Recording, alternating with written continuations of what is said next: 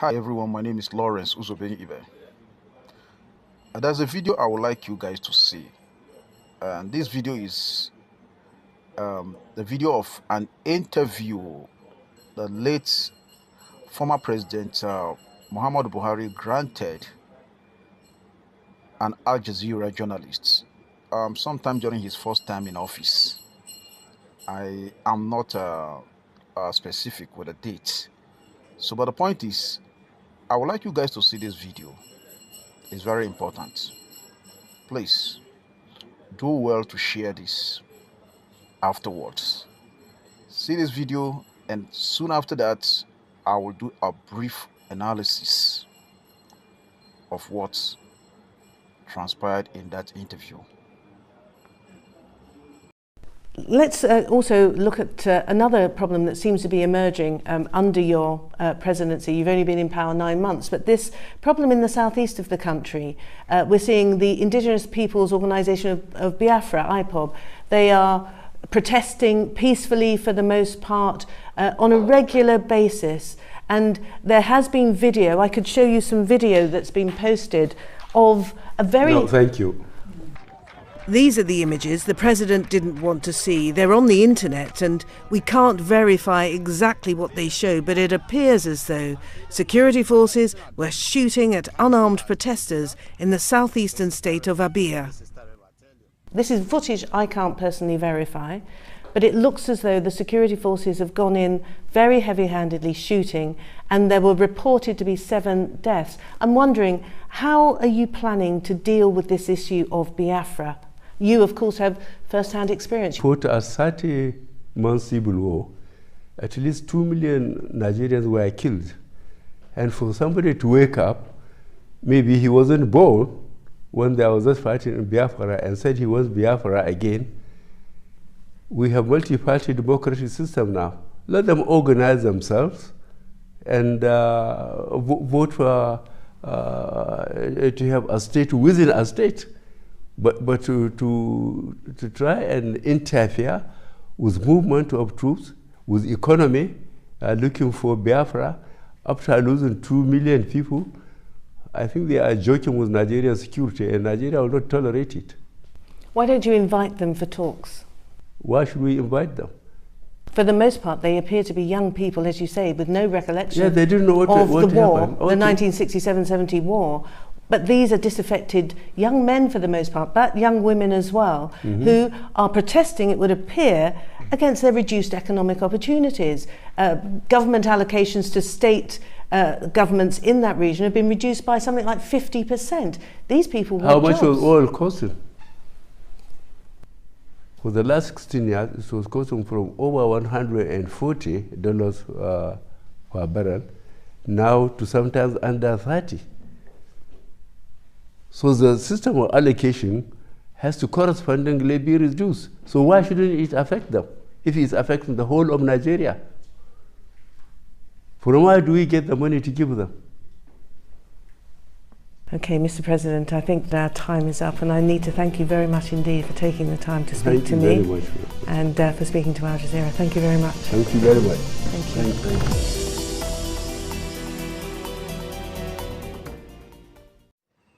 Hope you heard what the former President Muhammadu Buhari said, the late former President Muhammadu Buhari, in that interview. He was so arrogant, like many Nigerians who don't see any reason to dialogue with the Igbos. According to them, the Igbos were a defeated people. You know what I mean? As a result of the outcome of the Biafran war. But it's unfortunate that the former president did not toe the path of a statesman, did not toe the path of honor and dignity. He demonstrated how crude and how uncivilized he was. During that time, you will hear him use the words such as, we will crush them. We will remind them how their fathers were crushed. And he went further to refer to a people as a dot in the circle, or as a dot in a circle. Now, with all these things happening today, the Igbo bashing that has become a reoccurring decimal, you don't have to be surprised. Why is it happening with reckless abandon, unabated? No one has been called to question or questioning. Asari Dokubo at a time was even threatening, because the moment you start threatening or saying all manner of bad things about the Igbos, the Nigerian state embraces you. The Nigerian state protects you. So long as it is the Igbos you are attacking, it's a glaring fact. This is an open fact. No one should pretend not knowing these things. That's the truth. Nigerian state. What Buhari said in that interview was the mind of the Nigerian state towards the Igbos. The Niger Delta militants who were fighting a just cause were called to a negotiating table or negotiation table by the late former President Umar Musa Yar'Adua. And I have seen a couple of other people, the bandits, the terrorists in the north, will be called to negotiate, for negotiation by the same people and by the same president who refused to come down from his high horse to negotiate with the IPOB, who they hastily and brazenly designate a terrorist organization. That is a plan to keep the voices from the East down. If the Nigerian state is an egalitarian state, if the Nigerian state is a state where the Igbos are treated fairly, if the Nigerian state is a state where there is no injustice, especially against the Igbos, I don't think there will be any need for agitation for Biafra. I'm sounding this loud to those who, those are northern patriots who don't like to hear anything like the breakup of Nigeria, to begin to address those fundamental faults, to begin to address those, to begin to work towards a sincere national reconciliation. You see, we can't keep playing the ostrich. The problems are there, but you chose to go after those people who are reacting, who are only reacting, who are reacting to the stimulus, who are reacting to the problem, or who are reacting as a result of the problem. Is that how to end such agitation? But Buhari failed to write his name in gold. I think that man is the worst president that has ruled Nigeria since independence. He is the worst. So clueless, so archaic and barbaric. The Igbos are an important part of this country.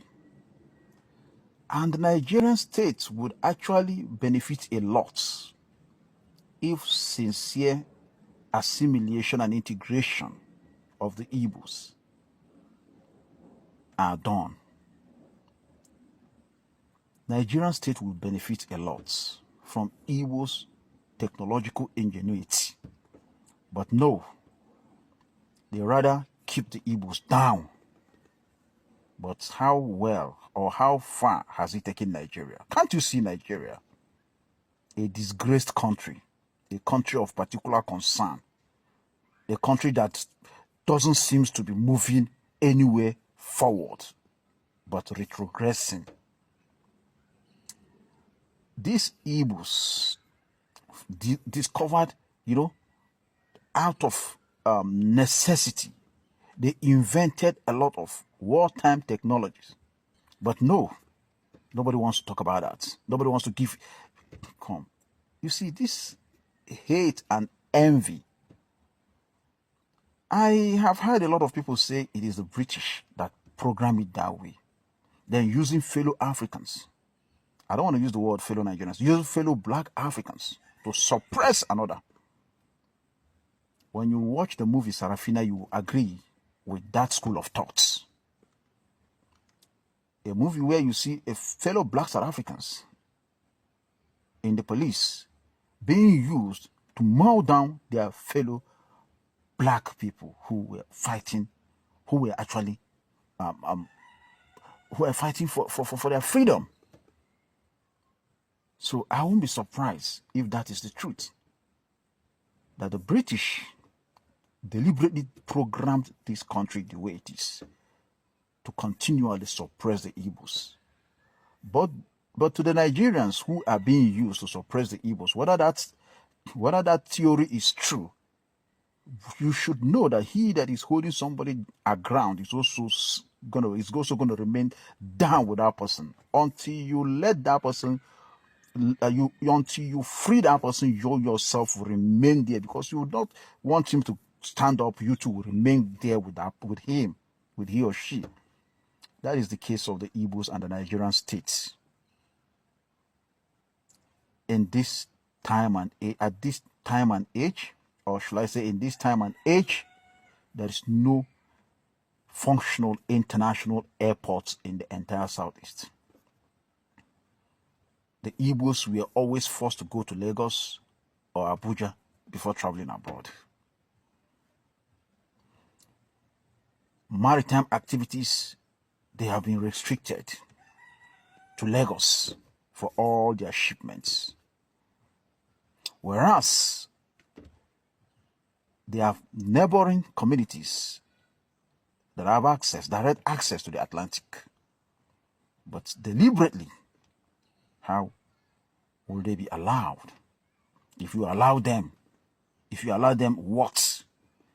The Nigerian state should know that they are keeping themselves down too. The Nigerian state should know that the day they allow the Igbos to operate on a level playing field, now that day Nigeria will get better. That will be the beginning of Nigeria's liberation. Otherwise, Nigeria might continue to crawl retrogressively.